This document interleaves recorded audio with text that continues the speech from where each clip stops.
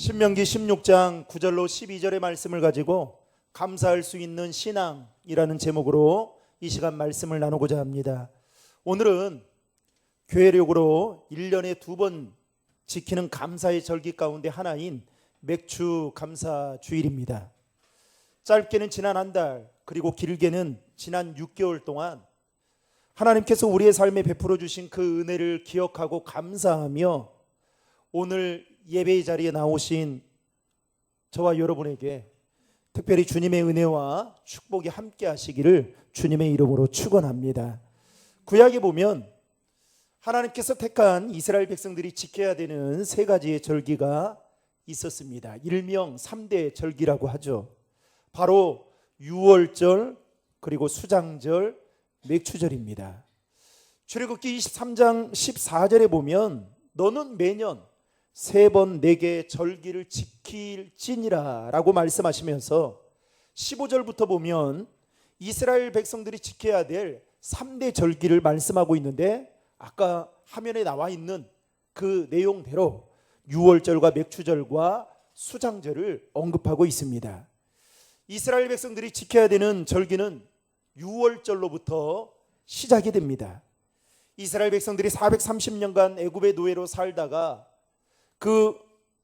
나오게 될 때에 하나님께서 애굽에 10가지의 재앙을 내리십니다. 그리고 그 10가지의 마지막 재앙이 장자의 죽음이었습니다. 그때 장자의 죽음을 면할 수 있는 그 길은 하나님이 가르쳐 주십니다.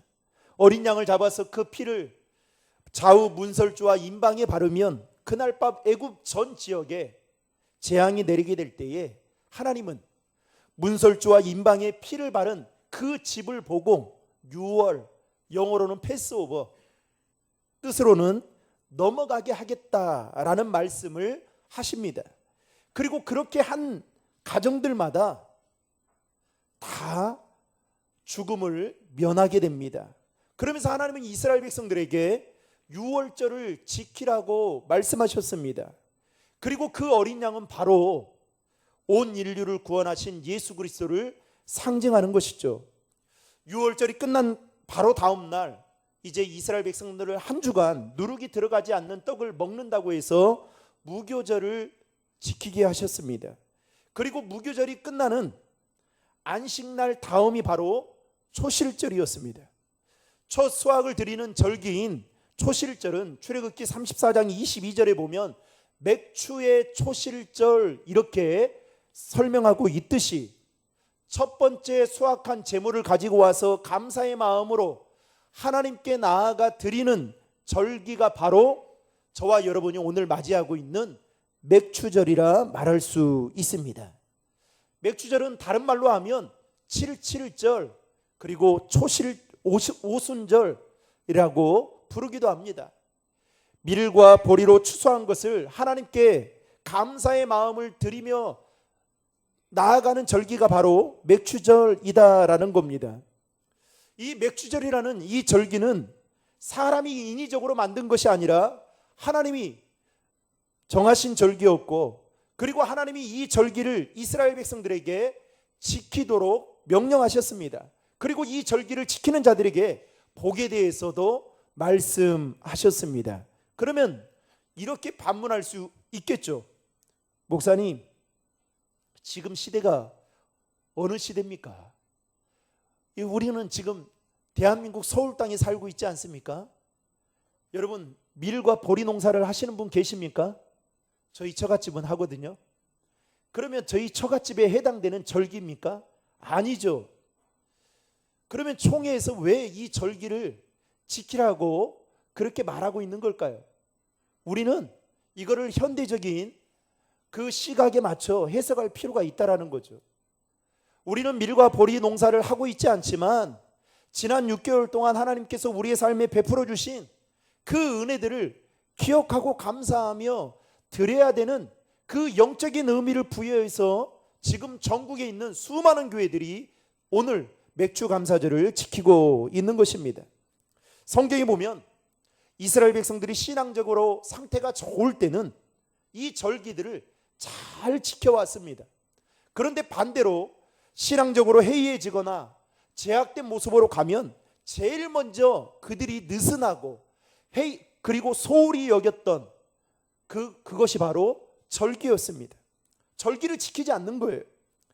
특별히 하나님께서 이스라엘 백성들에게 절기를 지키라고 말씀하신 이 선포했던 그곳은 광야였습니다. 여러분, 우리가 잘 알다시피 광야라는 곳이 어떤 곳입니까? 씨앗을 뿌려서 어떠한 수확물을 거둘 수 있는 곳이 아니죠. 그러나 하나님은 이스라엘 백성들이 광야 40년의 생활 동안에 그들에게 만나와 메추라기를 먹이시고 구름 기둥과 불 기둥으로 그들의 삶을 인도하셨습니다. 그리고 하나님은 이스라엘 백성들에게 내가 너희에게 약속하신 가나안 땅으로 너희들을 인도하겠다. 그때에 너희들이 그곳에서 이제는 너희들의 힘으로 얻은 그 수확물을 가지고 내가 너희들에게 명령한 이 절기를 반드시 지켜야 된다라고 말씀하셨습니다. 그렇다면 우리는 오늘 맥주 감사절을 맞아 어떻게 감사해야 하는지 본문을 중심으로 두 가지로만 함께 그 교훈을 나누고자 합니다. 첫 번째로 하나님의 은혜를 기억하며 감사해야 한다는 것입니다. 여러분 12절의 말씀을 다 함께 읽겠습니다. 너는 애굽에서 종 되었던 것을 기억하고 이 규례를 지켜 행할지니라. 말씀을 읽을 때에는 노란 부분을 여러분 눈여겨서 보시면서 읽으시면 좋겠습니다. 오늘 본문 3절 하반절에도 보면 이렇게 말합니다. 내 평생에 항상 네가 애굽 땅에서 나온 날을 뭐 하라고요? 기억할 것이니라 라고 말하고 있습니다.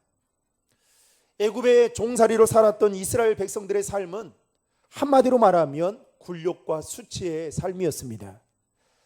나라와 주권을 잃은 채 가혹한 노동을 하며 하루하루를 힘겹게 버티며 살아갔던 삶이 무려 430년이었습니다. 그런 이스라엘 백성들은 하나님은 모세를 통해 그들을 애굽에서 나오도록 인도하셨습니다. 그리고 그들은 이제 머지않아 하나님이 약속하신 가나안 땅에 들어가서 이전의 삶을 마치 보상이라도 받듯이 이제 풍요로운 삶을 살아가게 되는 그 시간이 곧 다가오고 있었습니다. 문제는 이 모든 것이 하나님의 은혜인 줄로 알고 감사하며 살아야 되건만 하나님은 그러한 마음을 가지고 그런 전제하에 오늘 이스라엘 백성들에게 뭐라고 말씀하시냐면 너희가 과거에 애굽에서 종으로 살았던 것을 잊지 않고 기억해야 한다라고 말하고 있습니다.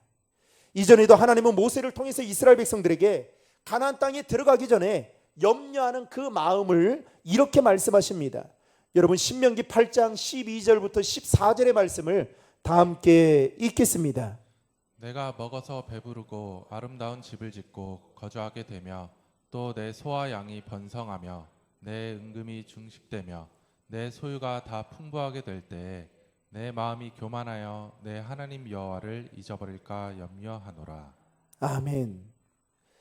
우리가 오늘 본문 이전에 하나님은 이미 이스라엘 백성들에게 너희 마음이 교만하여 나를 잊어버릴까 내가 염려한다라고 말하고 있습니다. 그리고 8장 17절에도 이렇게 말씀하고 있는데요. 같이 읽겠습니다. 또 두렵건대 내가 마음에 이르기를 내 능과 내 손의 힘으로 내가 이 재물을 얻었다 할까 하노라. 아멘. 여러분 무슨 말입니까? 이스라엘 백성들이 지금까지 걸어온 그 길이 모두 다 하나님의 은혜인데 마치 내가 지금 잘 살고 내 인생이 잘 풀리는 것이 내 힘과 노력으로 된 것처럼 알고 하나님의 은혜는 기억하지 못하고 오히려 그 은혜를 잊어버리는 교만한 삶을 이스라엘 백성들이 살지는 않을까 하나님은 염려하는 마음에서 모세를 통해서 이미 오늘 본문에 나오는 이전에 말씀을 하고 계신다는 사실입니다. 남아프리카 공화국의 최초의 흑인 대통령이자 흑인 인권 운동가로 잘 알려진 넬슨 만델라는 분이 있습니다. 여러분 잘 아시죠? 이분은 남아프리카 인종주의 정책에 반대한다라는 그 이유로 국가 반역죄라는 그 제목을 씌워서 무려 27년을 감옥에서 수감되어 살았습니다. 여러분, 일반적으로요, 그 좁은 공간에서 몇 달 동안 사람이 감옥 생활을 하게 되면 대부분의 사람들이 정상적이지 않는다는 거예요. 다 폐인이 된다는 겁니다.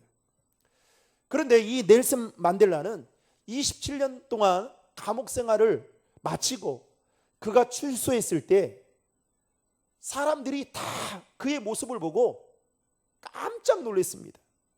매우 건강한 모습으로 그가 출소해서 다시 자신의 정상적인 삶을 활동을 하면서 살아가는 그 모습에 깜짝 놀란 겁니다. 어느 날 기자가 그 비결이 너무 궁금해서 찾아와서 물었습니다. 선생님, 오랜 시간 감옥 생활을 했는데 어떻게 이렇게 건강하고 그리고 다시 이전과 같이 이렇게 생활을 할 수 있습니까? 라고 묻자 넬슨 만델라가 이렇게 대답합니다. 감옥에서의 삶이 고난의 연속이었고 그 상황만 놓고 보면 한숨과 탄식, 절망뿐이었습니다.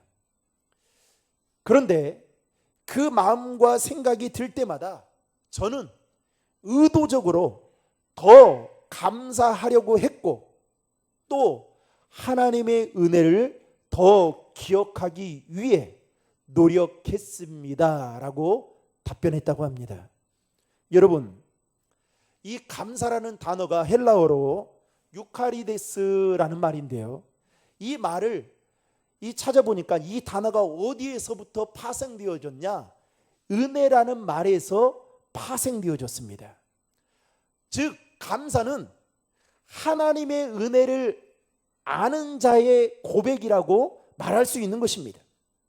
하나님의 은혜를 아는 사람만이 감사할 수 있다는 것이죠. 바꿔 말하면 하나님께서 많은 은혜와 복을 우리의 삶 가운데 주셨음에도 불구하고 그 은혜를 알지 못하게 된다면 절대로 하나님의 은혜를 감사할 수 없다라는 것입니다. 마치 이런 것과 같죠. 자녀가 부모님의 은혜를 알지 못한다면 자연스럽게 감사하지 못하고 오히려 원망하고 불평하고 한탄하고 이렇게 살아가는 것과 똑같은 것입니다. 고로 감사하는 사람은 하나님의 은혜를 아는 사람입니다. 바라건대 저와 여러분이 하나님의 은혜를 알고 감사할 수 있는 저와 여러분 될 수 있기를 주님의 이름으로 축원합니다. 사랑하는 성도 여러분, 지난 6개월의 삶을 한번 돌아보십시오.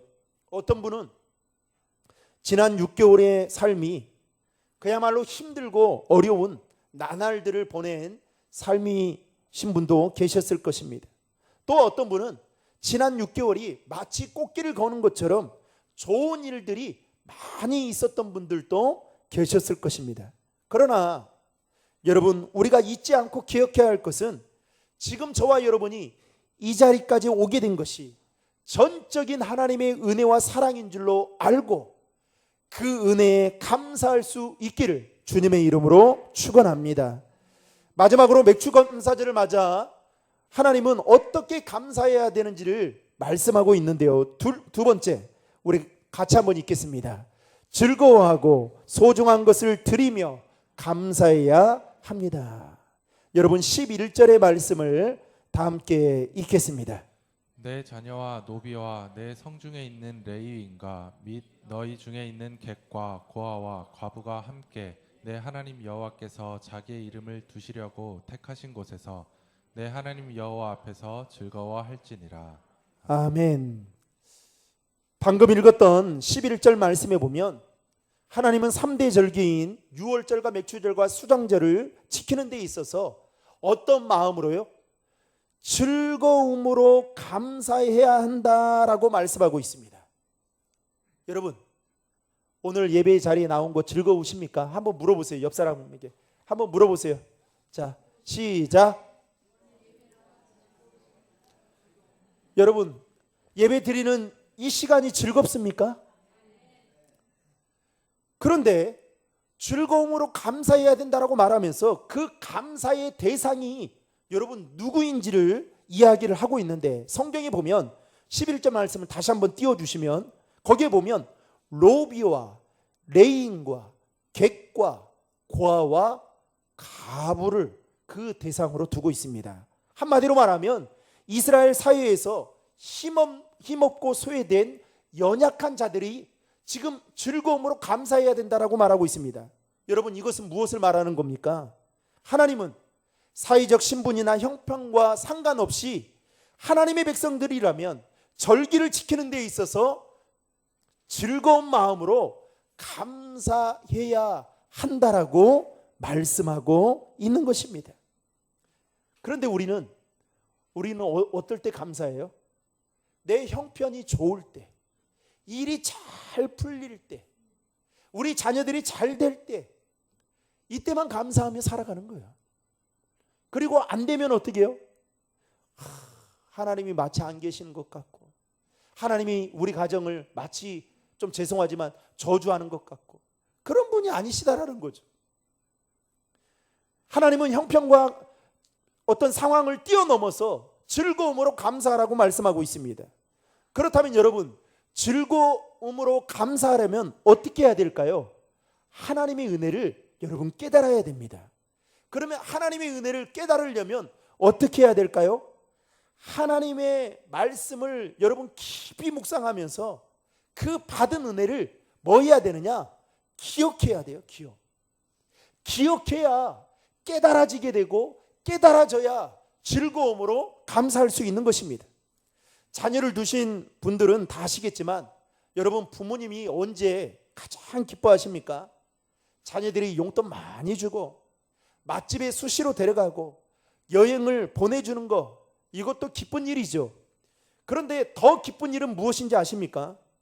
자녀들이 부모님의 은혜를 알고 마음 써준다는 것을 느낄 때, 이 자녀가 나에게 진짜 마음 써주고 있구나, 어떻게 이렇게 그동안은 표현 안 해서 내가 몰랐는데 이놈은 참 왜 이런지 했는데, 그게 아니라 이렇게 세심하게 나를 바라보고 마음 써주고 있었구나 라고 생각되어질 때, 부모님이 그때 세상을 마치 얻은 것처럼 다 기뻐하고 즐거워하죠.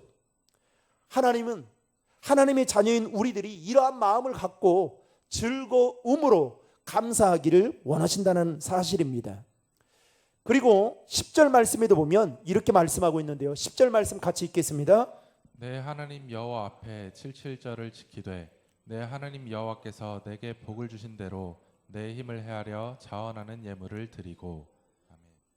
이 맥추절을 뭐라고 말씀했어요? 때로 다른 말로 77절 오순절이라고 불렀죠. 그런데 이 10절의 말씀을 보면 뭐라고 말씀하시냐면, 내 하나님 여호와께서 너에게 복을 주신 대로 힘을 헤아려 자원하는 예물을 드려라 라고 말하고 있습니다. 즉 억지로나 인색한 마음으로 나가지 말라는 겁니다. 여러분, 예배 드릴 때도 마찬가지예요. 여러분들이 이 예배 현장에 나왔는데 여러분들 모습 보면, 제가 목사가 여러분 앞에 서 있으면요 기가 막힙니다. 여러분들이 지금 은혜를 받고 있는지, 여러분들이 지금 세상 염려를 다 메고 이 자리에 앉고 있는지 여러분 보여요. 그리고 여러분들이 막 은혜를 받으면 제가 그 모습에 더 큰 은혜를 받습니다. 그런데 어떻게 해요? 복을 주신 대로 하나님 앞에 나아가라는 거예요. 게다가 여러분 16절 말씀도 함께 보겠습니다. 너의 가운데 모든 남자는 1년에 3번 곧 무교절과 77절과 초막절에 내 하나님 여호와께서 택하신 곳에서 여호와를 배웁되 빈손으로 여호와를 배웁지 말고 각 사람이 내 하나님 여호와께서 주신 복을 따라 그 힘대로 드릴지니라. 아멘. 하나님은 절기를 말씀하시면서 분명하게 뭐라고 말씀하시느냐? 빈손으로 나오지 말라는 거예요. 그런데 그 앞에, 그 뒤에 뭐라고 말씀하고 있는 겁니까? 내가 너에게 복을 주신 대로 그 힘대로 드릴지라 라고 말씀하고 있습니다. 공수로 빈손으로 하나님께 나오지 말라는 것입니다. 여러분, 종합해 보면 우리가 하나님께 감사하는 데 있어서 절대로 입으로만 딸싹딸싹 해서는 안 된다는 것이에요. 여러분, 예수님 당시에 한 가부가 있었습니다. 그가 하나님께 2렙돈을 드렸습니다. 그 2렙돈은 그 당시에 아주 작은 돈이었습니다. 그런데 예수님은 그녀가 드린 그 모습을 보고 뭐라고 칭찬하시면서 축복하시냐면, 부자가 드린 것보다 더 많은 것을 드렸다라고 하면서 아주 다른 사람들이 받아들이기 힘든 그 칭찬을 예수님이 하십니다. 그 이유는 무엇 때문이었냐? 바로 그녀에게는 자원하는 마음이 있었기 때문입니다. 이 말은 곧 주님은 무엇을 보시느냐? 여러분, 오늘 우리가 살고 있는 이 시대는 다 상대적 가치예요. 다 상대평가입니다.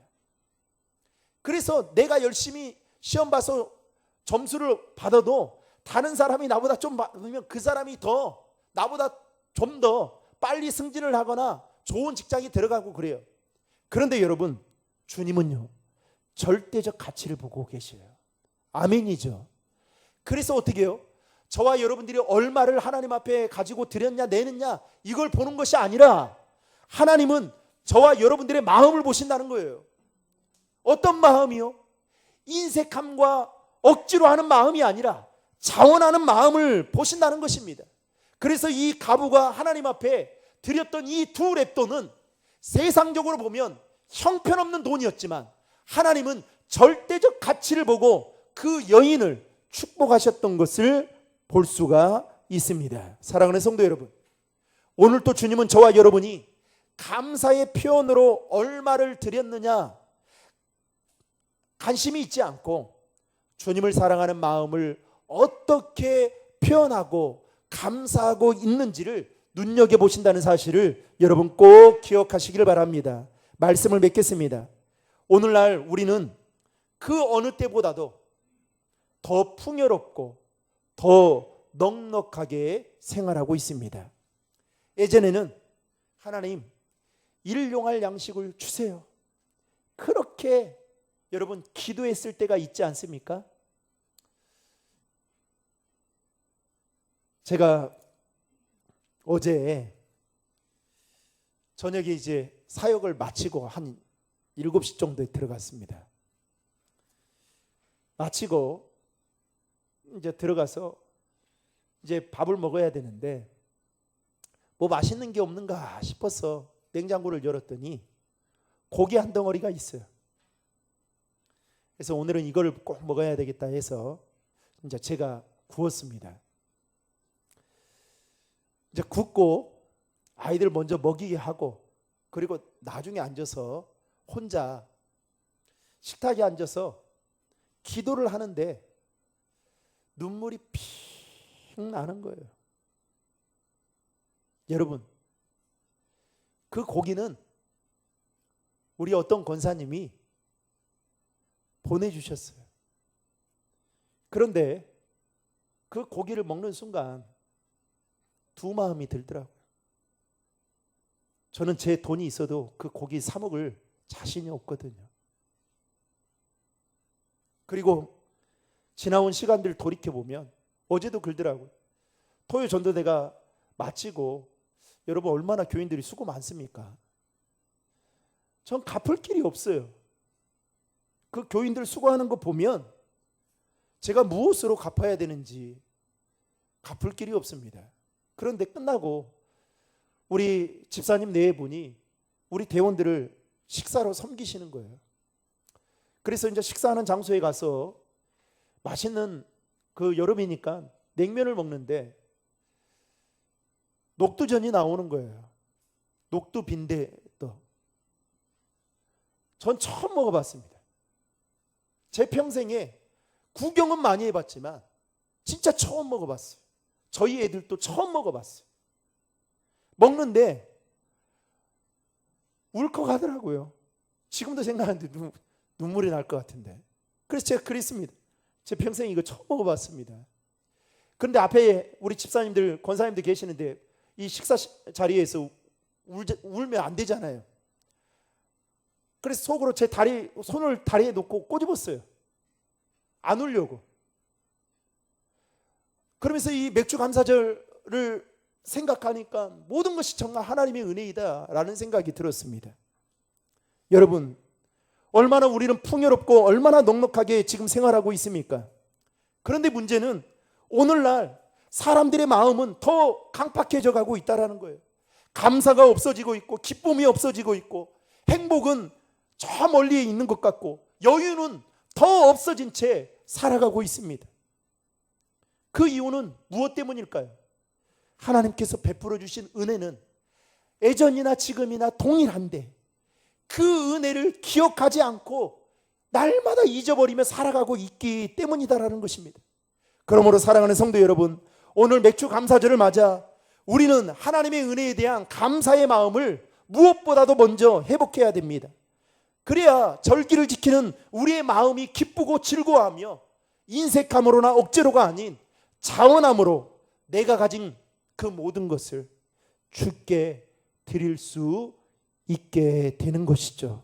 지난 6개월 동안 받은 그 은혜들을 헤아려 보며 그 은혜를 잊지 않고 날마다 기억하며, 여러분 참 놀라운 것은 6개월이 딱 끝날 때 이제 하반기가 시작되는 첫날 맥주 감사절을 드리잖아요.